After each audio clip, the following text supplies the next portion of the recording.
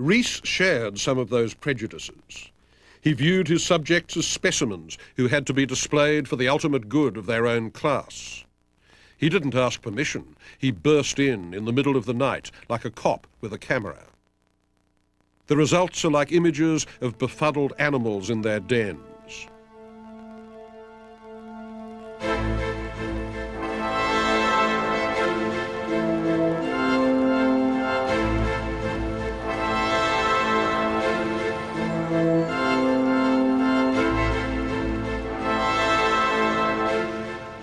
New York was a city in continuous convulsion, Baghdad on the subway, one writer called it.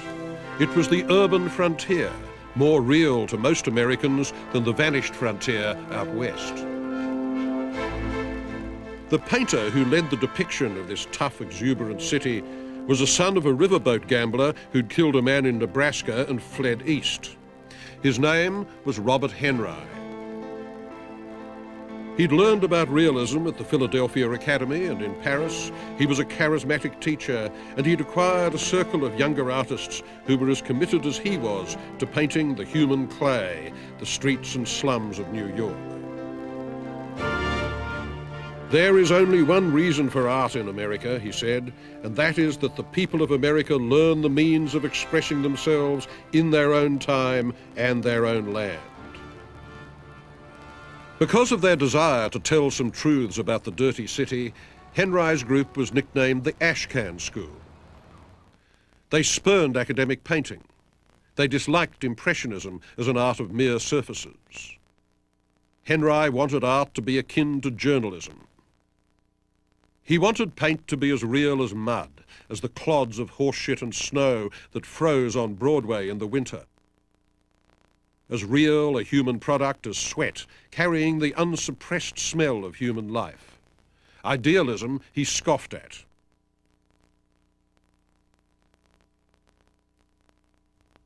Another colloquial artist was George Bellows. His views of the excavation for Pennsylvania Station show a Grand Canyon in the city, with late snow still on the floor of the crater. Steam and smoke billow up from the engines below. This is a view of the city as precipitous, dizzying. 42 Kids depicts the pale, gawky, knobbly bodies of working-class boys horsing around by the Hudson River on what was called Splinter Beach, a broken-down wooden pier. But Bellows' fascination with low life and high testosterone found its main subject in the prize fights that were held in semi-clandestine New York clubs with the ferocity of gang warfare.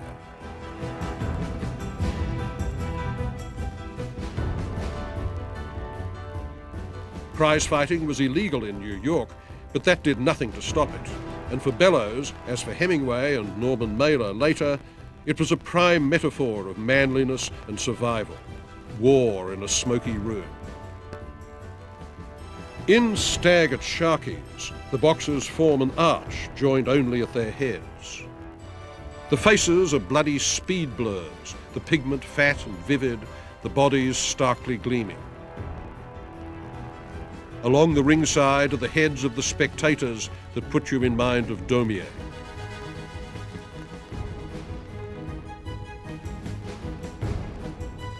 The most lyrical and politically the most acerbic of the Ashcan artists was John Sloan, a spectator of life, as he called himself, looking at a less violent world than Bellows. In election night, he sets down a more benign crowd, a throbbing, chaotic bunch of New Yorkers making whoopee under the elevated railway. Sloane's work had an honest humaneness, a frank sympathy. He refused to flatten lower-class New Yorkers into stereotypes of misery.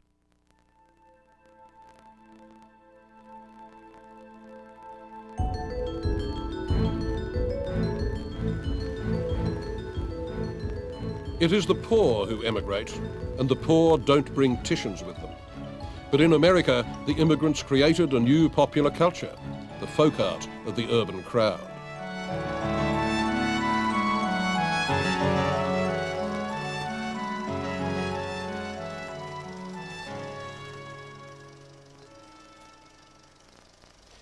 Its great instrument was the silent movie, which crossed all the barriers of language and spoke to every level of the American Tower of Babel precisely because it was silent. Its supreme exponent was Charlie Chaplin, an emigrant from the East End of London.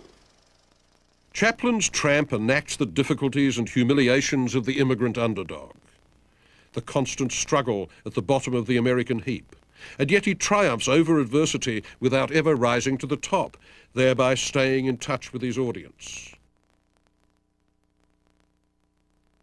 Chaplin's films were also deliciously subversive. The bumbling officials enable the immigrants to laugh at those they fear. But because silent cinema was entertainment and not art, people didn't resist it. It largely escaped controversy. It changed the perceptions of a whole society, but it was tolerated and welcomed.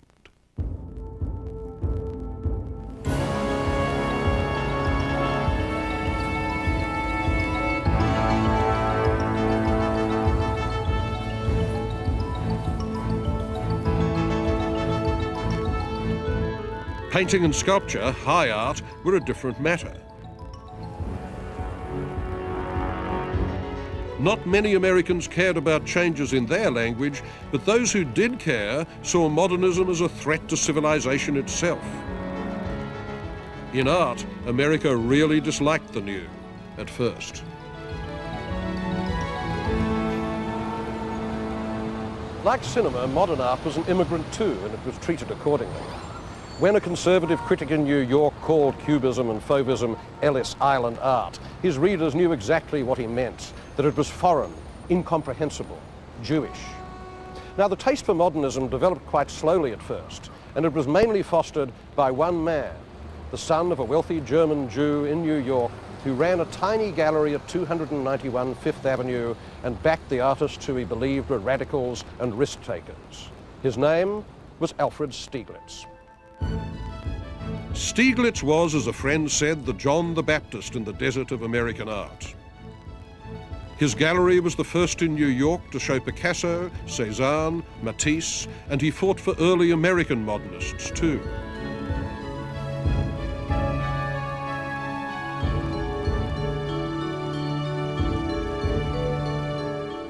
Stieglitz's commitment to modernism laid the ground for the most influential art show ever put on in America. Here in the New York Armory in 1913, modern art became a public issue for the first time in America. The Armory show was put together by a committee of artists and others who wanted to create a sort of giant overview, a manifesto of new art both in Europe and in America. It contained work by Cézanne, Matisse, Gauguin, Van Gogh, Picasso, Brancusi, and scores of others. And most of the 70,000 New Yorkers who flocked to see it had never been exposed to anything resembling this kind of imagery. They, like the journalists and the critics who wrote about it, were both horrified and vastly amused by the spectacle. And the lesson that most of them took home from the Armory was that modern art was weird and foreign and deeply un-American. Cubists are making insanity pay.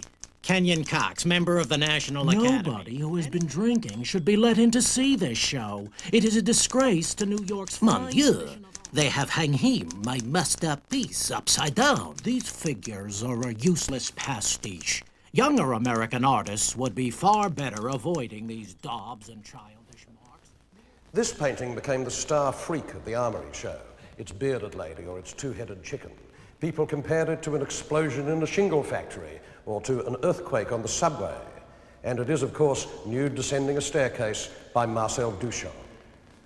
A brown painting in a Cubist idiom, though, as a matter of record, the Cubists themselves didn't like it very much. The fame it has today is the fossil of the enormous notoriety that was dumped on it in 1913 as a puzzle picture. It's gone into the pantheon because it embodies the idea that the truly new work of art, like a prophet, has to be scorned and stoned by the ignorant mob before ascending into museum heaven. The nude was based in part on the sequential photos studying movement done by the French photographer Marais and the Englishman Edward Muybridge.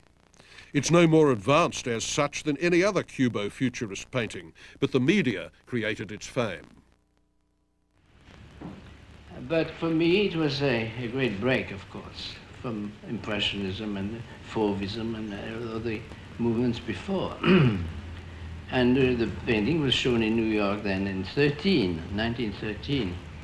And that was supposed to be a break in my life because it was a succès de scandale, and I took advantage of it. Duchamp's effect on the American avant-garde was enormous. Partly it came from his ready-mades, common objects, most notoriously this urinal, which he simply declared to be a work of art and entitled Fountain, flowing in reverse, as it were. The large glass, with its nebulous bride floating about in the upper half and sending her mating calls to the adoring bachelors below, was an ironic parody of profane love, but it remains a fairly hermetic work. Duchamp's greater influence was through his ready-mades. There was no context in 1913 in which an American could imagine a bicycle wheel mounted on a stool as a work of art. They were shocking in their time, and they keep their refined wit despite 75 years of imitation by later artists and endless academic theses. Duchamp opened the work of art to the play of jokes, puns, irreverent gestures. He was a great abattoir of sacred cows, though he was wrong when he claimed that the only works of art America had given the world were her plumbing and her bridges.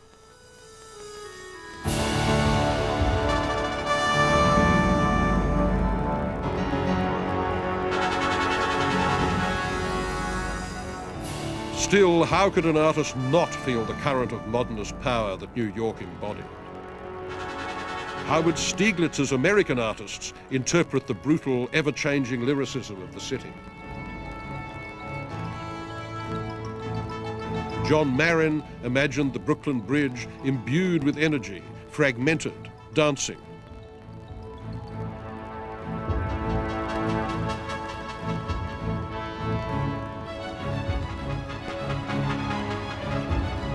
But the painter who responded most strongly to America's machine and power culture was Joseph Stella, an emigrant from Naples. For him, too, the Brooklyn Bridge was a key emblem. He painted it several times, calling it the shrine, containing all the efforts of the new civilization of America, the eloquent meeting of all the forces rising in a superb assertion of their powers, an apotheosis. He imagined the Gothic arches of the bridge as a cathedral of progress, framing the clean, high towers of the city beyond, strung by cables linking earth and heaven, engineering as myth.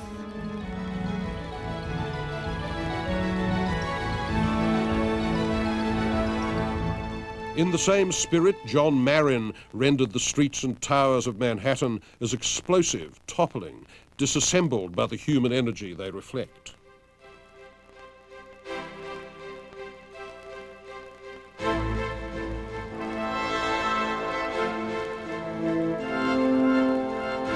The skyscrapers, those emblems of thrust and high technology bristling up from the bedrock of Manhattan Island, had made a cityscape like no other in the world.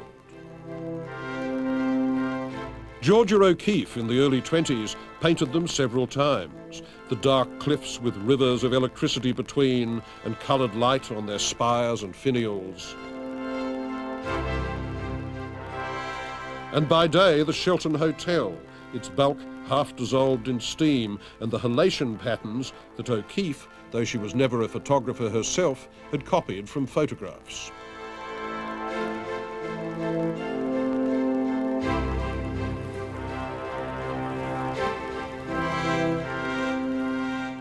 For these New York modernists, the Homer of the machine age was Walt Whitman, the poet who had brought technological America into consciousness. He seemed as mighty a bridge between the 19th and 20th centuries as this one was between Manhattan and the rest of America. In 1920, two photographers, Charles Sheeler and Paul Strand, made a 6-minute film of the city and called it Manhattan. It was constructed around Whitman's verses. City of the world, for all races are here. City of tall facades of marble and iron. 1 million-footed Manhattan, unpent, descends to its pavements. High growths of iron, slender, strong, splendidly uprising towards clear skies.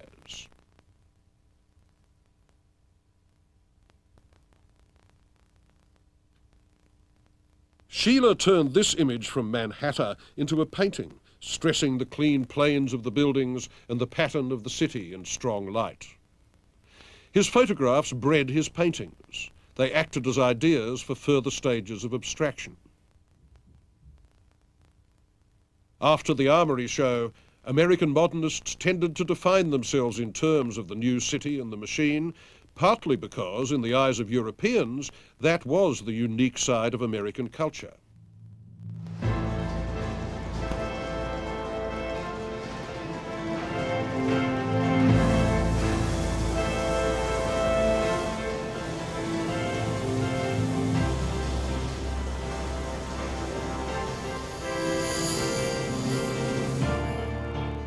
But Sheila took this to an extreme. For him, the industrial sublime replaced the natural sublime. And since any tendency in art worth its salt was expected to become an ism, Sheila called his precisionism. Precisionism indicated both style and subject. In fact, the subject was the style. Exact, hard, flat, big, industrial, and full of references to photography. Photography fed into painting and vice versa. Anything live and organic, like trees or people, was kept out of it, and there was no such thing as a precisionist pussycat. The ideal precisionist site was something like this, and yet it was a deeply romantic movement, adoring the good machine, the clean-cut primary forms of technological America.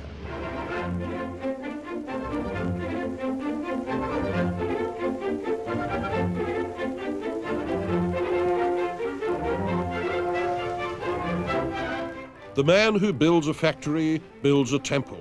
The man who works there worships there.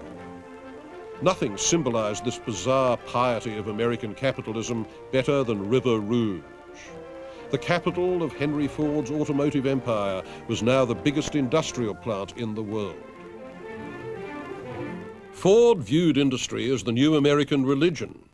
He thought it would lead to a United States of the world, with himself as an industrial messiah, the complete anti-humanist. Men could be treated like machinery. The defective human body could be fixed with new interchangeable parts.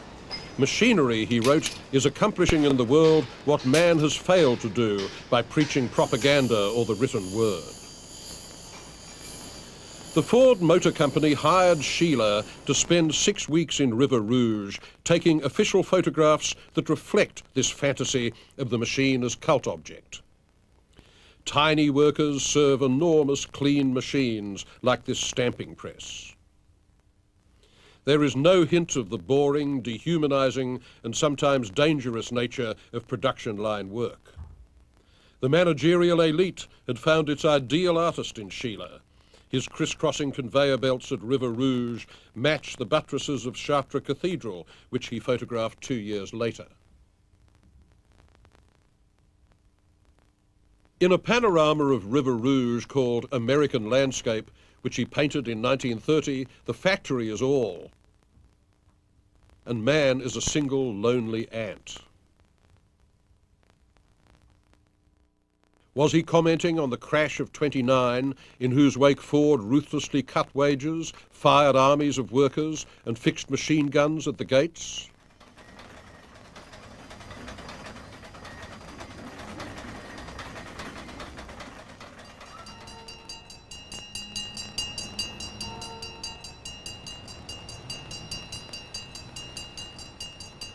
Among the rain and lights, I saw the figure 5 in gold on a red fire truck, moving tense, unheeded, to gong clangs, siren howls and wheels rumbling through the dark city. Demuth's most famous picture, done in 1928, was a precursor of pop art, a big glittering numeral, a sign for its own sake, called I Saw the Figure 5 in Gold. It was inspired by an imagist poem by his friend William Carlos Williams. Demuth puts in the streetlights, the red back of the truck, and the engine company number 5 receding down the street.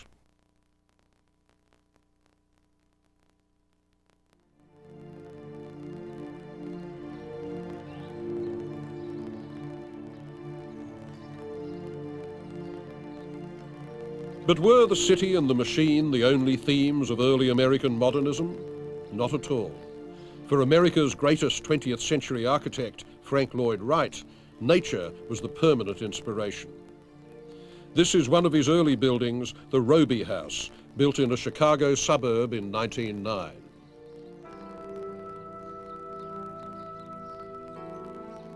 He called this his prairie style. It's horizontal. Today, we're used to horizontal houses.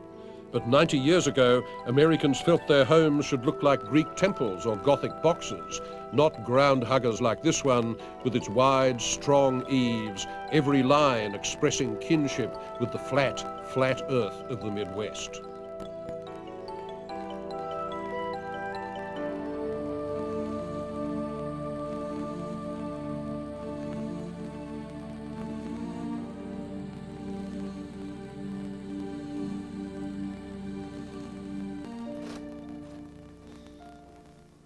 Wright objected to the idea of dividing the space of a house into separate cubicles and permanent rooms. He loved classical Japanese tea house and farmhouse architecture in which space is altogether more permeable and fluid, not walled off but divided by sliding screens. And out of this idea he developed the open plan, which lies at the heart of so much modernist architecture. And it's there very early in his work, as here. Wright's genius as a planner is the channel through which the lessons of Japan flowed into the American mainstream. The massive stone fireplace recalls the social anchorage of the Japanese hearth.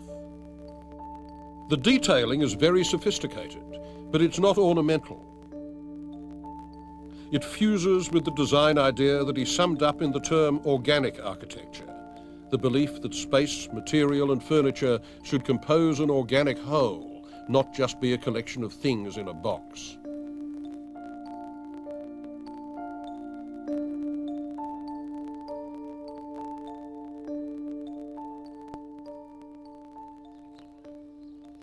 My mother was a teacher, and she wanted an architect for a son. I happened to be the son, and of course, naturally an architect. I was conditioned by her. The room into which I was born was hung with the wood engravings of the English cathedrals made by Timothy Cole. So I was born into architecture. Wright began as a draftsman in Louis Sullivan's office in Chicago and inherited his mantle. He had the longest career of any American architect, and he still casts the longest shadow. No designer was ever more aware of the interrelatedness of nature's systems or strove harder to embody them in his work. He was also capable, as geniuses sometimes are, of astonishing arrogance. Nowhere is this clearer than in his design for the Guggenheim Museum in New York. As a pure building, as creation of space, the Guggenheim is one of the great inventions of the 20th century, with that spiral ramp that draws you slowly up towards the light flooding from the shallow dome. But its contents, the paintings and sculpture, have to fight the slope of the floor, jammed into the angled bays. It's Wright's gesture of indifference to arts he thought were inferior to his own.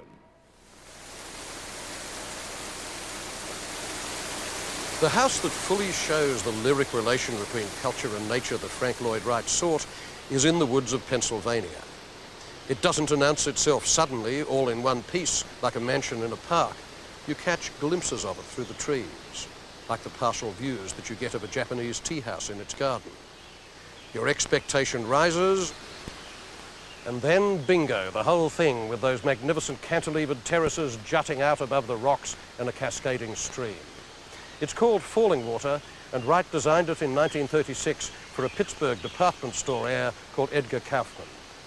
For me, without exaggeration, this is the most beautiful American house since Jefferson's Monticello, and it becomes so by its play between nature and culture, with those great forms seeming to hover above the elements of nature and yet rooted in them. The noise of the water made it a trying house to live in, but that needn't worry the visitor. It's a wonderful set of variations on themes: the liquid water surface and the hard skin of glass, the cut fieldstone masonry and the raw rock ledges, the sense that the bulk of the building is cradled in that rock, while at the same time the balconies fly out into the air, working against gravity. All the opposites held in a poetic synthesis.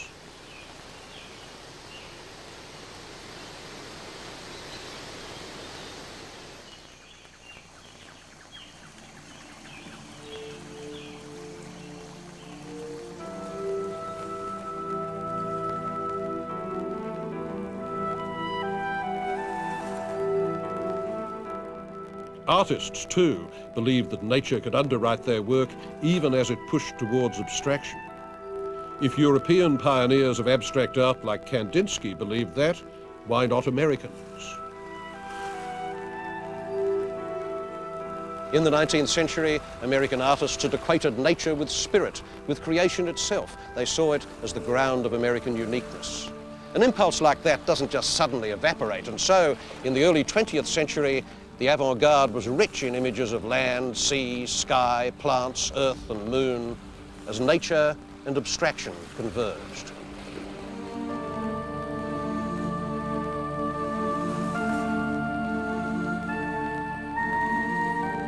One especially lyrical talent in the early American avant-garde, part of Stieglitz's circle, was Arthur Dove, who for some years lived on a boat in Long Island. His early abstractions still reflect the world. In this one, from about 1912, Sails, you can see the triangular mainsails against the cloud and landscape shapes behind. Like some European avant-gardists, Dove wondered if shape and colour could also convey an impression of sound, if there could be a match between painting and music. And in this grey seascape called foghorns, the soft blooms of shape do suggest the echo of those horns in the mist.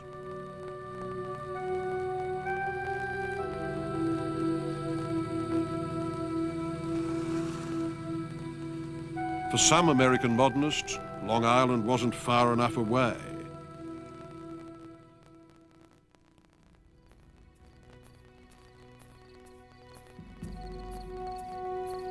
Some American modernists went west, looking for primitive America, in search of nature stripped bare. They found it 2,000 miles away in New Mexico, around Santa Fe, Albuquerque, and especially Taos. Taos had been an art colony for years before any modernists got there. Since 1900, minor academic artists like Ernest Blumenschein had gone there to paint the Pueblo Indians, the adobe churches, and the landscape. By 1915, organised tourism had turned the place into a sort of internal American Tahiti with its own art marketing organisation.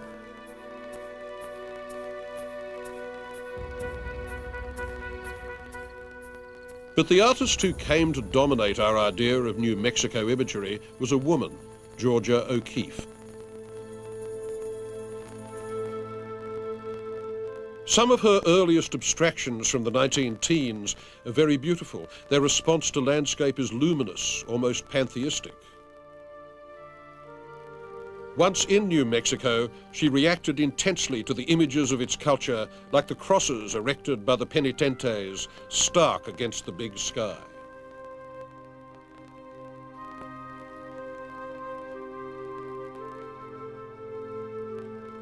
Her close-ups of flowers were very popular, both for their lushness and for their sexual overtones, whose presence O'Keeffe indignantly denied. Her paintings of skulls and pelvises in the landscape mostly verge on kitsch surrealism.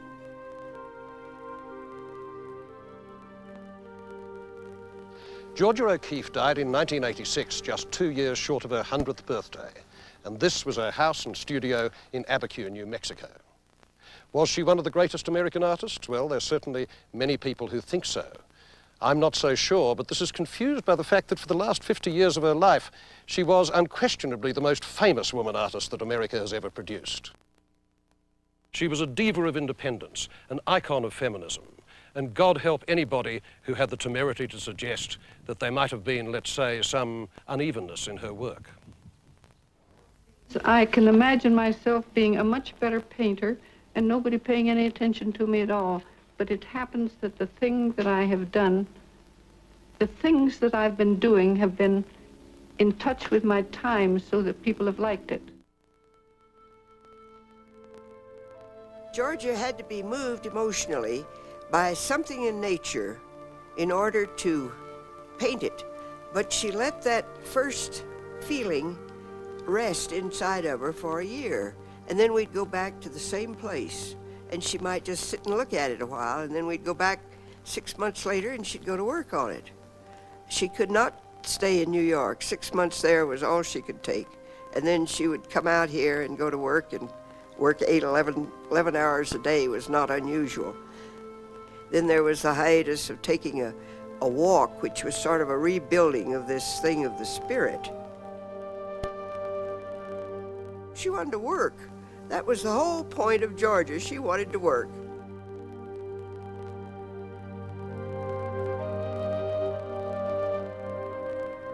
O'Keeffe had shown her work at Stieglitz's gallery since 1916. They became lovers and later married, and Stieglitz photographed her incessantly, both clothed and nude.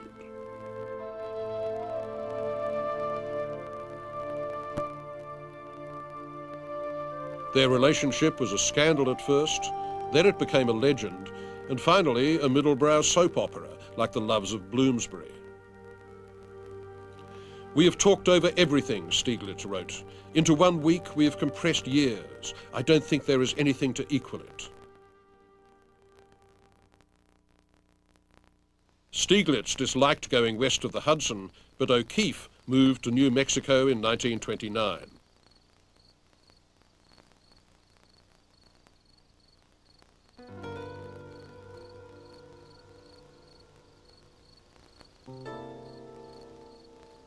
Marcel Duchamp once said that the fame of an artist depends on the multiplication of small anecdotes, and O'Keeffe certainly had her fair share of those.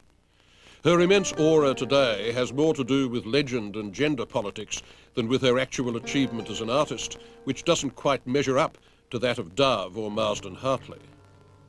But she was still a very considerable painter, an American original.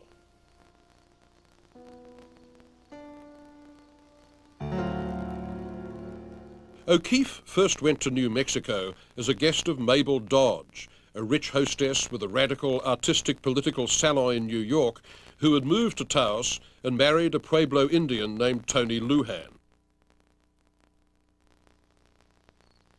They built a house in the Pueblo style on the outskirts of the town.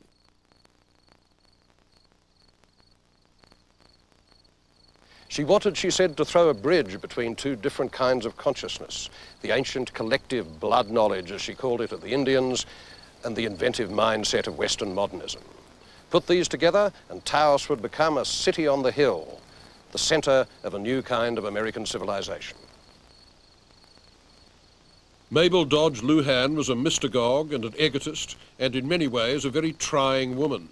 But there was something undeniably impressive about her, and she did great things for the cause of Indian rights in the Southwest. In her role of talent collector, she made sure that no visiting artist could escape her relentless hospitality. When D.H. Lawrence and his wife Frida came to Taos, it was in this place that they stayed. And the prudish author of Lady Chatterley's Lover was so alarmed by the sight of Mabel Lujan cavorting naked in her bathroom that he covered its windows with totemic designs. The value of the ground plane here, the way you've painted it, is the same as the vertical. Today, as one of the registered tourist sites of old-style frontier modernism in the Southwest, the house is a mecca for Sunday painters. Lightest in value other than the sky itself, because it's receiving the light of the sky and the sun most directly. The Taos of today isn't much like the Taos of the 1920s. It's become a high Sierra theme park full of faith healers, wannabe witches, dealers in multicultural kitsch, all flashing their silver and turquoise concho belts at one another. Yet this character was already beginning to emerge 75 years ago. One of the artists, Mabel Luhan, invited there, hated its art colony as self-conscious, self-absorbed, and called Taos the stupidest place I ever fell into. He was a bristling and unhappy man, lately returned from the wider sphere of Europe, and he was America's finest early modernist painter, Marsden Hartley. He loved the New Mexican landscape as much as he disliked its white inhabitants.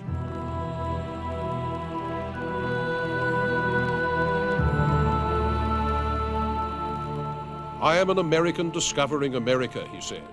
Any one of these beautiful canyons is a living example of the splendor of the ages, and I am bewitched by their magnificence and austerity. It is the only place in America where true color exists. It is not a country of light on things. It is a country of things in light.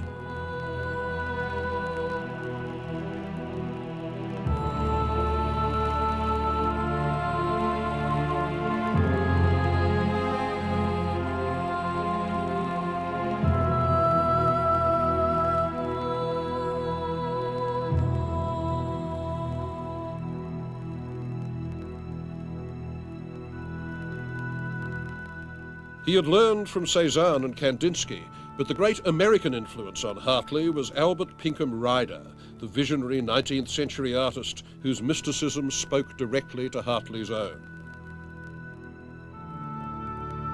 He remembered seeing his first canvas by Ryder, just some sea, some clouds, and a sailboat on the tossing waters, he wrote. I felt as if I had read a page of the Bible. All my essential Yankee qualities were brought forth out of this picture. It had the stupendous solemnity of a Blake.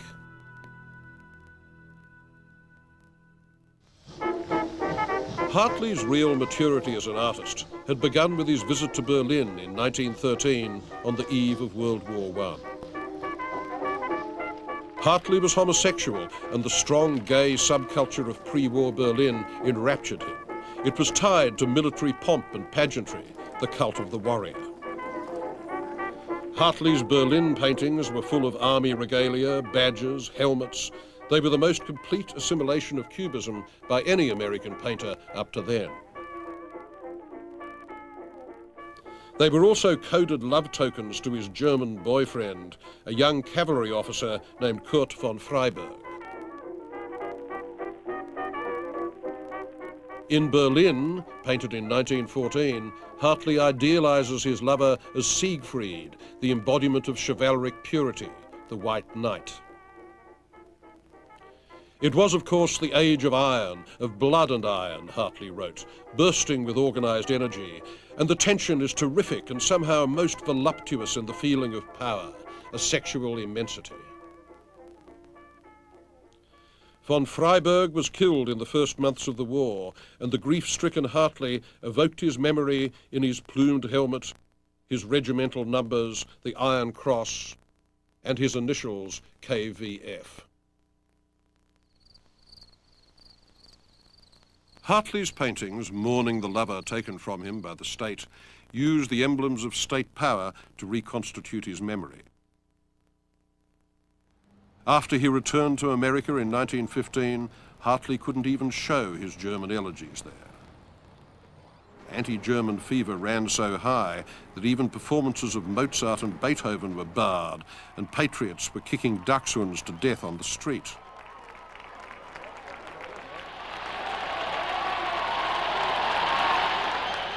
The victory of 1918 sealed the confidence of New York. The writer F. Scott Fitzgerald wrote of the returning troops marching down Fifth Avenue, this, the greatest nation on earth, a wild gala in the air. The festivities would last right through the 20s until Prohibition drove them partially underground and made the gala wilder still because illicit. It was indeed the Jazz Age, with its parties at the mansions of New York Gatsbys.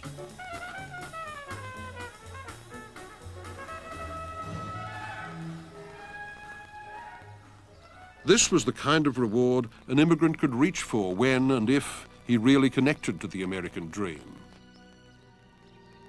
A Medicean palace in the 16th century Florentine manor, built above the Hudson River for a Sicilian named Anthony Campagna, who came penniless off the boat around 1900 and became a property tycoon.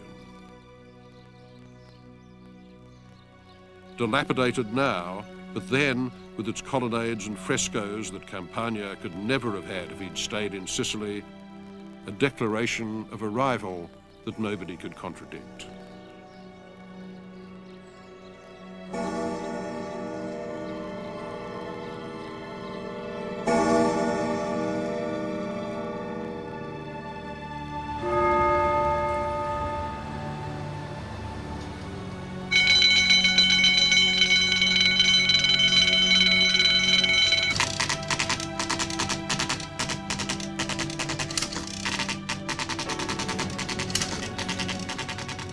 The Wall Street crash devastated the economy and had its effects on culture too.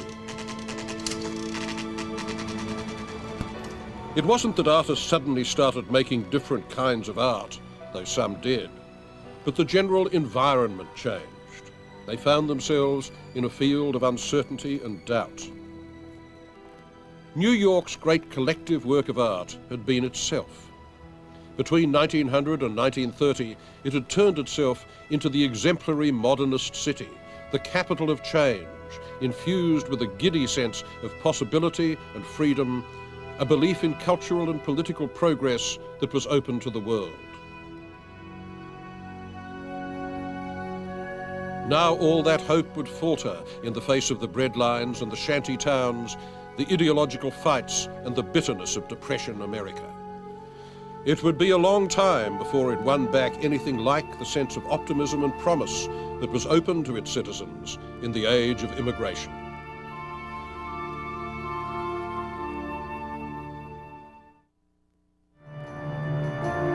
Visit American Visions at PBS Online and further explore the American experience through art at the address on your screen.